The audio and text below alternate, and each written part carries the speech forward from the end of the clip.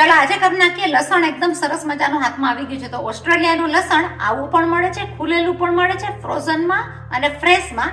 આ રીતના પણ ચાઇનાનું આવે અને આવે એમાં તમને એક નાના એવા પેકેટની અંદર થોડું ઘણું લસણ આવે, એમ કે 200-300 ગ્રામ, તો એ તમને $2 કે $3 સુપરમાર્કેટમાં મળે.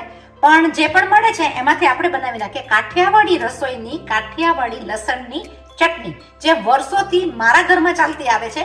હું તમને બતાવું કેટલી સહેલી રીતના બને છે કાઠિયાવાડી લસણની ચટણી કુંડી અને ધોકામાં. હાથની કૂટેલી વસ્તુ એટલે કે હાથની બનાવેલી વસ્તુ એટલી બધી સરસ લાગે ને ખાવામાં. તો લીલી ચટણી કે લસણની ચટણી બા તો આની અંદર જ પ્રિફર કરતા હતા. એટલે ચાલો બનાવી નાખીએ લસણની ચટણી બાની સ્ટાઇલથી. ચલો ભાઈ લસણને ફોલી નાખશું. આ પ્રમાણે બધું લસણ ફોલીને આપણે રેડી કરી નાખશું.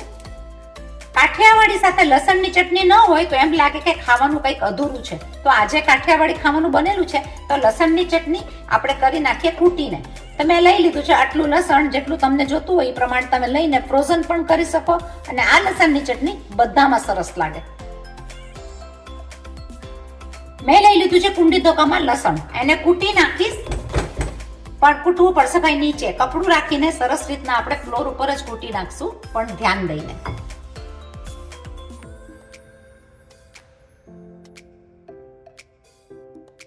લસણની ચટણી તો કૂટાઈ ગઈ છે, એટલે કે લસણ કૂટાઈ ગયું છે. હવે કરી નાખીએ એનો મસાલો. લઈ લઈશું એમાં 1 ટેબલસ્પૂન જેટલો ગોળ,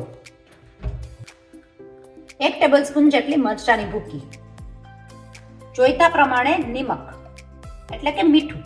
બધી વસ્તુને મિક્સ કરીને કૂટી લેશું.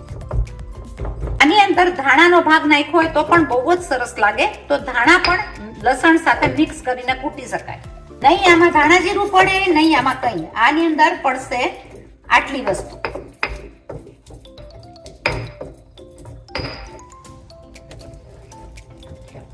લઈ લેશું જોઈતા પ્રમાણમાં લીંબુ, 1 ટીસ્પૂન જેટલું તેલ કરીને એની અંદર શાઇનિંગ પણ બહુ સરસ આવે અને લાગે લસણની ચટણી ચમકદાર. કરી નાખશું બધાને મિક્સ. વર્ષોથી ચાલતી આવતી આ રેસીપીને આ રીત બનાવીને જોજો, સ્વાદમાં બહુ ફાઇન લાગશે. લસણની ચટણી થઈ ગઈ તૈયાર. તેલ નાખવાથી ચમકદાર બને, ધાણા જીરું ન પડે અને મરચાની ભૂકી અંદર તમે કોથમીર નાખી શકો તો બહુ જ સરસ થતી હોય છે આ લસણની ચટણી. સાથે લઈ લેશું લસણની ચટણી, એટલે કોઈ પણ ચીજ બાકી રહી નહીં અને કાઠિયાવાડી થાળી આપણી થઈ ગઈ છે તૈયાર.